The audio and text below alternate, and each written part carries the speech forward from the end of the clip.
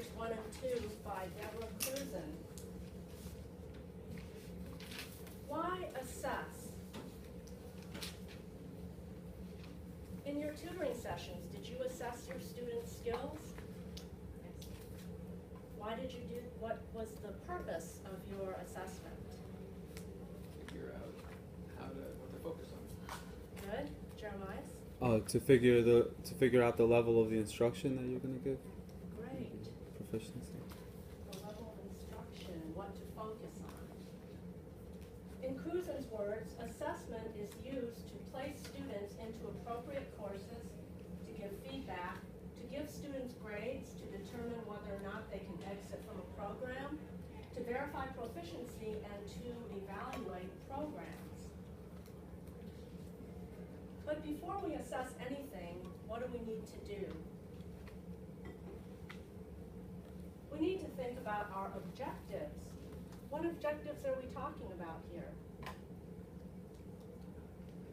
The objectives of the course and the objectives of each class that we teach.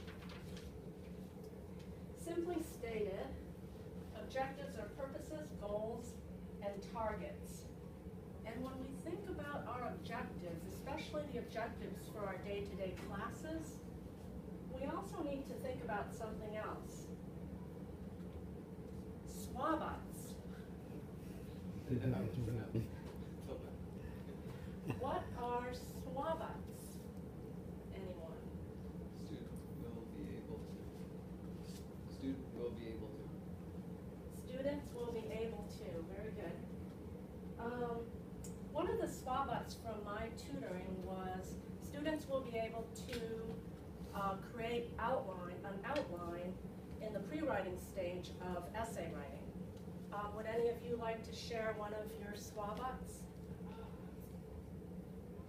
We had a lot of really great ones on the discussion board. Can you remember?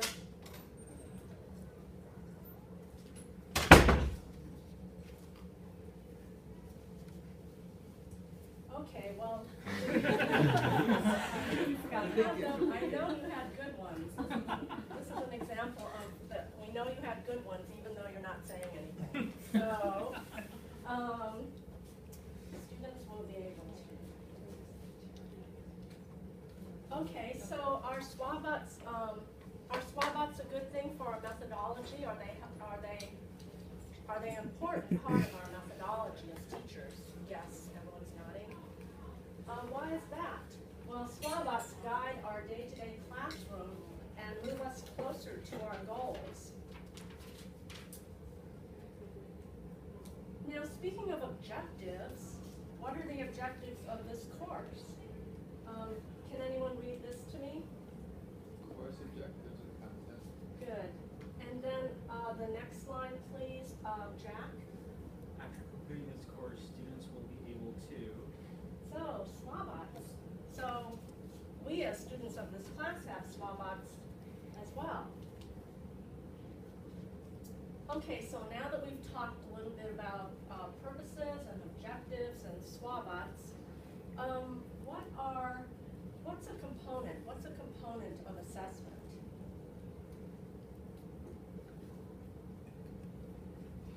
Okay, let's go on. Assignments. Once teachers define the purpose and goals of their courses, they can begin to create assignments that will help students meet their goals. So what if you design a beautifully crafted assignment, and you spell everything out and every detail is contained in your assignment? Is that enough?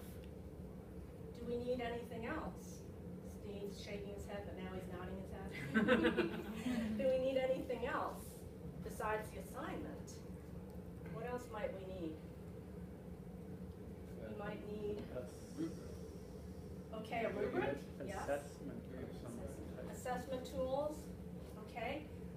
There are really a lot of things that we need to give students when they're doing assignments. Sample papers, study guides, a list of criteria, and rubrics. I teach an EAP course at a private art college to intermediate students, and the major assignment of the term is a research paper. And I have 11 students. Only 2 of them have used databases to research before. Only 4 of them have had experience with citations. So what do I need to do as a teacher to prepare them to complete the assignment? Well, they had a library tour focusing on databases and how to use them. And the next class I did a live search in about 20 minutes of databases in class with a projector on the topic of our research paper. And then I had them write a paragraph on their research topic, because within certain parameters they could specify their topic. So they had a little freedom there. And then after I read the paragraphs, I thought, I'm not really sure, I'm not convinced that they really understood the assignment. So I had them fill out a graphic organizer. Next I had them do a short list of 6 citations that they plan to use in their research paper. And all the time this was going on, 3 students a week would give presentations. So I had them focus their presentation on their research paper topic. So, and then of course the assignment sheet. So are all of these forms of assessment? Take a look at these. Are these all forms of assessment? Yeah, someone's shaking their head. Are there any of them that are not forms of assessment? Craig? I would guess that the library tour would not be a form of assessment. Okay. Yes, I have thoughts along the same lines that the library tour might not. However, when I was at the library tour with the students and they after the tour they started to research in the databases, one of them said, I can't find anything. And another one said, I only found one thing. So in a funny way, that was a little bit of an assessment, but it depends what we mean by assessment. And all of these other steps, except maybe the assignment sheet, are right in the targets of assessment. Okay, so, this is a graphic organizer for the research paper about art trends past and present. And within each column, the name of the trend or the movement, past and present, the social milieu or the historical background of their topic, the artist that they choose to focus on, the subject matter of the art that the artist used, and the style of the artist or the trend. Okay. So that was definitely another form of assessment. So there's the research paper assignment. And you see there's a topic, ideas to consider, citations and works cited page, the length of the paper, the format of the paper, and the due dates. So moving on to another component of assessment, criteria. The criteria should be briefly stated in language that students will understand, should be observable, and should include a statement of behavior, period. So in that statement, what would be the 2 key words if you had to tell me 2 key words?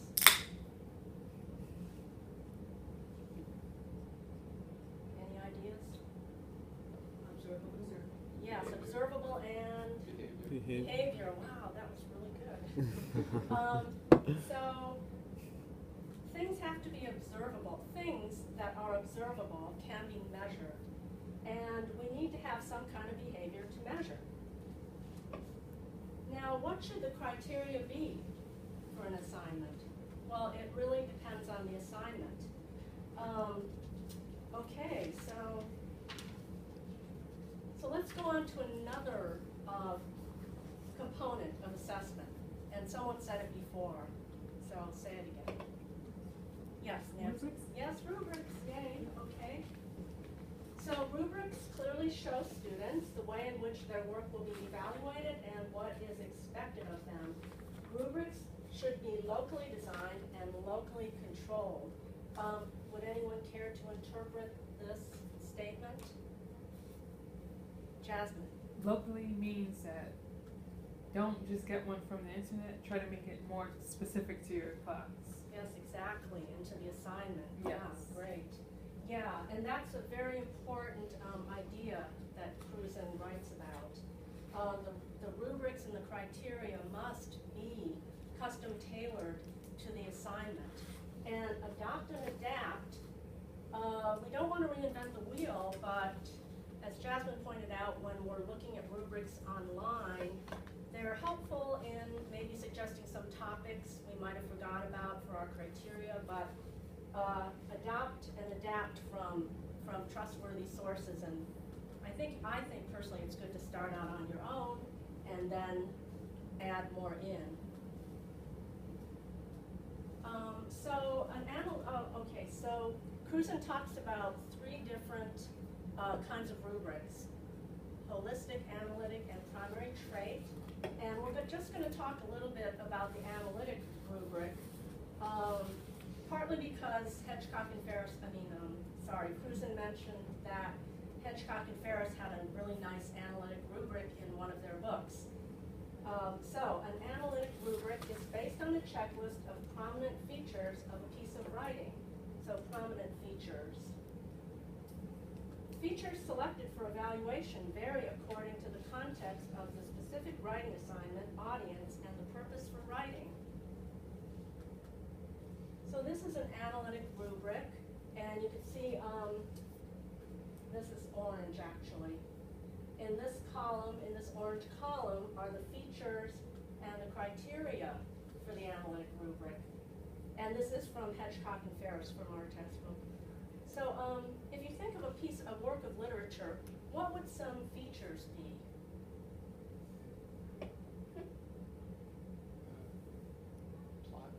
Plot. Plot, good. Style. Style? Yeah, could be. So plot, style, and here they also have conflict and themes. So these are the features here. On the top, there's a scale of quantitative values, in this case 1 through 4. And then in the center are the band descriptors that correspond to the scale of quantitative values. So in here, it says 3 complete elements present, 2 complete elements present, 1 complete element present. And in the last, in number 1, evidence of 2 or more incomplete elements. And then down here, there's a scale for grading or scoring. It's 54 to 60 as an A, 48 to 50 as a B, and so on. And then there's a handy scoring column here, scoring tool on the right, and it tells you how to derive the number of points. So what does assessment look like? Does it maybe look like that? Rubric, criteria, and assignment? Or does it maybe look like that? Or does it look like that? Is one of these things not like the other? Which of these things is not like the other, and why? Top left, because there's no order. Right, there's no sequential order in this one. Maybe it looks like this. I kind of like the interconnectedness of this, even though it still implies a sequential order, because Cruzen stresses the complete interconnectedness of assessment components. So what does assessment look like? I think maybe it's like this, because there's no sequential order, and there seem to be many entry points here. So let's talk about the 5 magic words. Notice that the assignment includes the criteria on which writers will be evaluated. What do you think the 5 magic words in that sentence are? Evaluated. Well, it's more sort of in the middle. So I'm going to tell you what it is. Yes, to me, and this is to me, this wasn't in our textbook. The assignment includes the criteria. The assignment includes the criteria. To me, those are the magic words. And why are those the magic words? Because if a teacher designs a good assignment, her criteria and grading methods will be transparent to her students.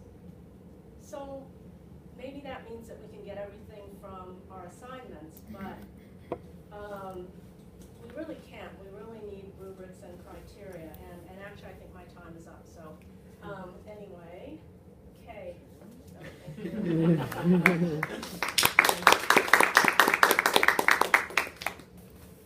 So everyone stand up.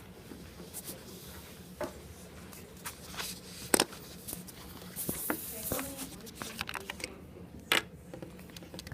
Oh, good. So I'd like you to make 2 groups of 5. So a few people can sit down, but other people should quickly, please, move their desks so that you're in a little circle. So you 5, and I'll help you. Should we do it with these right here? Yeah, you could be right here, or you could move it toward there. Little ring. Just remember how many rows and stuff you have. Okay, that's a little bit. Okay, we gotta do it with these. We have to push these together. Oh, I thought we were standing this way. No, we have to put our desks.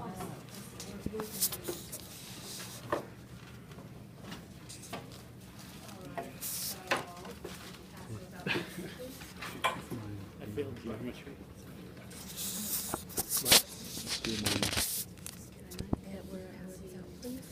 And I'll get started reading this, and I'll be right back.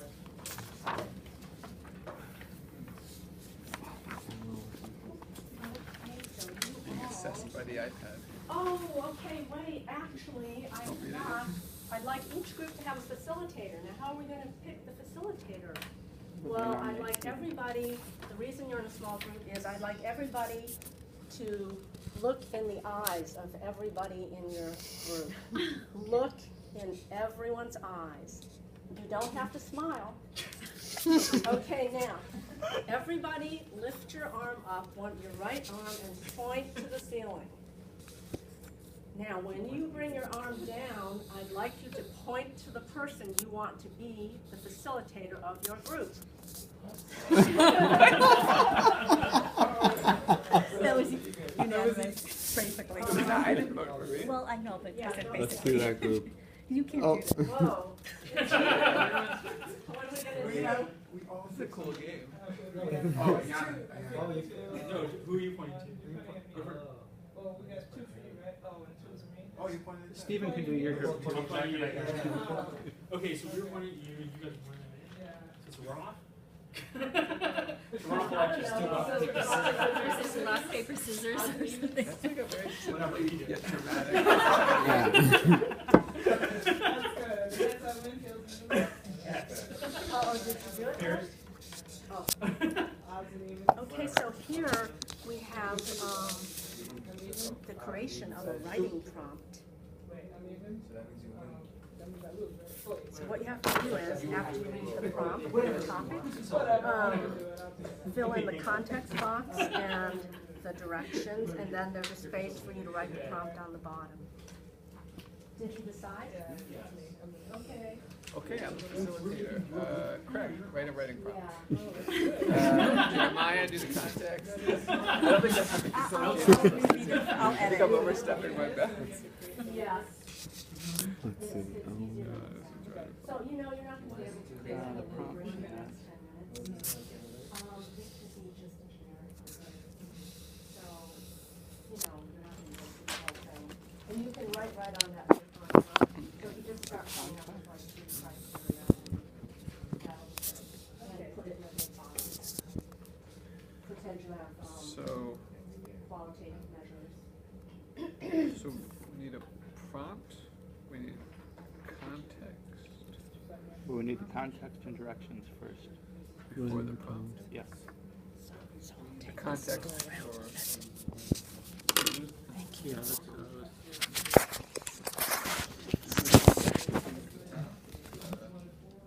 Students of writing a letter to their accomplished person to persuade them or show to support legalization of marijuana. Is that the context? Or are we we're supposed to create it? You're supposed to create the context using that information. So but this is not the context? Well, it could be, but they're not going to be able to see any of that. So they'll only see what the context and the directions are. Oh, but we need to rely on this information Yes, for our all that context. information is for you. Okay. Okay, so Maybe the benefits of marijuana. I'm pressing Control C.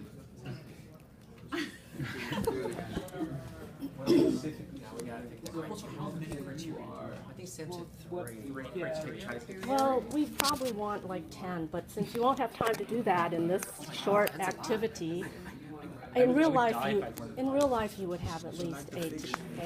I just picked 3. How did they use? I used to do 8 because Really? Right about I did that. 5. I want to do 4. Is the work integrated with other disciplines? And is the trend aligned with movement? Like those are things they have to have. There's some aspects of language. So like color could be one thing. I think format could be like did they follow the format too? That's one of the other questions. Yeah, yeah. What's another content? Get all the they answer everything. You said like Format, content, format. You said like color. That could be like an element of What is style. color? Like I guess we could call that maybe style. When they And analyze, these are things, they don't have to do these things. These are things that they could Right. look at. Yeah. I think these are all fall under content. So I think Yeah. Content is Style. Okay. Yeah. But it's not their style, right? Are you asking the writer's style or the way that they talk about the artist's style? the way they talk about the art. Because I think that's content. Right. I was saying I think style If we is how just it. put on the content, isn't that a little too general? Shouldn't we get specific with the content? I say Like what one they did for with the content and fiction. one for style, right? Because style. Well, who are you assessing right now? When you say style, who are you assessing? Writer, the person who's There are writing some this thing? aspects. Because the person who's writing this thing is not drawing. No, style, postmodern is abstract, so we're assessing how they write about the artist's style. Like the fiction. I think that's content. Like, Right, but I think that's the thing. If you want to just leave, that's too specific. yeah, So let's I see think that's what I'm saying. content. And I think Format as we and content. populate the rubric, we can begin to be more detailed about what kind of content they should So have. we have format, content. Do we want to add a third criteria, or do we just want to start? What about like parsing? citation, like how they cited, and if they did it correctly or not? Okay. Citations and cite sources. Yeah. So Okay, I that could be think, separate from well, format. but I also think to me it depends on if you're focusing on saying on the correctness of the format or the correct citation. That to me that can be folded into format. That's what I thought. too, Right? but- If you're talking about the way that they actually, the quality of the material they're using from the sources, that I think could be like, because using sources is very different from citing sources. One's a very mechanical thing, which I would fold into the format. So like, it's just like basically like what kind of sources they use. Like did they just use Wikipedia or did they actually use Right. like? And even if they got a good source, did they just pick like something from page 1, from the first page, just to like sort of mimic what they already said, or did they like really pull from the argument and integrate it into their own thinking? I think so. So I think using their research, that whether it's the quality of the research, the quality of their use, is I think a great criteria for a research paper. It's a research paper, right? Yeah, that's true. Right, and then like the mechanics of citation, I think can be part of the format. Is it the right font? Is it the right page number? Is it the right? So let's start parsing that out then. So if we stick with citations, like what are we saying for like 1, 2, 3, 4? Like how are we dividing them up? Maybe saying consider Like in terms of, The third one? well, we said Number content, 4. format, We could and do number 4. citations. Citations are. And 1 is the best and 4 is the weakest. Yeah. Oh, isn't it the other way around? Is it like 4 is the best and 1 is the worst? Where's the most points? Yeah. This is why I like good. It's weird. So for making sure that there are providing better than for marijuana, like we should maybe state that we're considering the benefits of marijuana.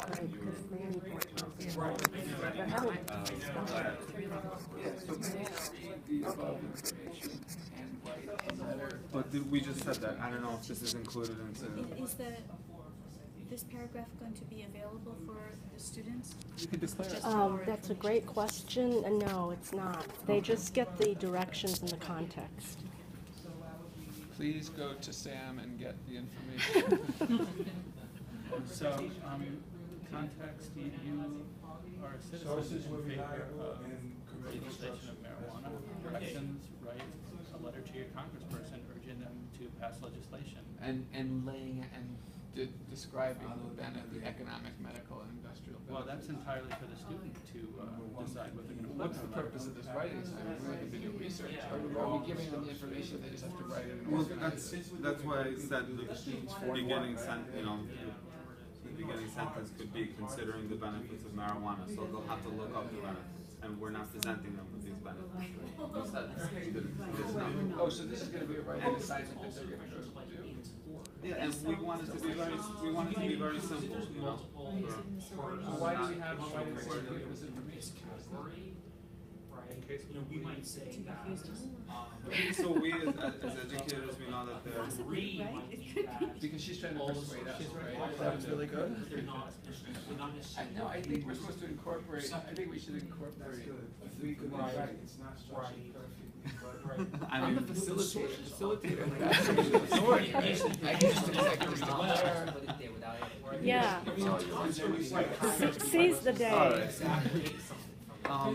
yeah, I mean, that's a good point, we have to include. Do you need them to look up what marijuana is, and two, what the potential benefits or drawbacks of legalization? Right, and depending on Or you give them all the information and just say, write the letter. Let me just say something here.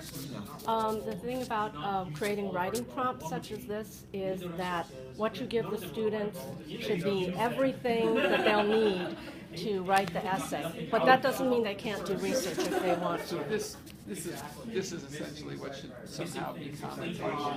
whatever it is. But if it's everything they need, if we include, I don't know, like even Magellan, it's like how many students will be aware of that? We could say Magellan, the guy who sailed around the world. All right, yeah. These are old students.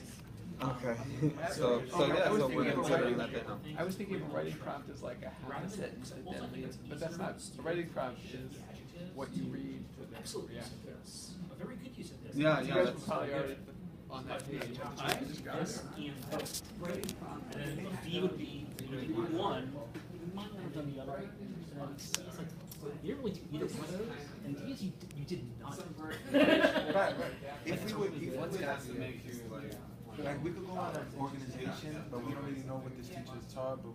But if we were doing the content, could we just take this whole thing and have like a line for each one and mark off? Okay, what were these artists inspired? Because I remember essays that if you don't mention these Well, this things, is just suggestion. It also says students that you might examine, which is. but this is the only Don't have to thing. do everything. This is the only, yeah. But then you can, I guess some of these words like compare and contrast, you can use things like thorough examination of, One thing I into think the artist's work.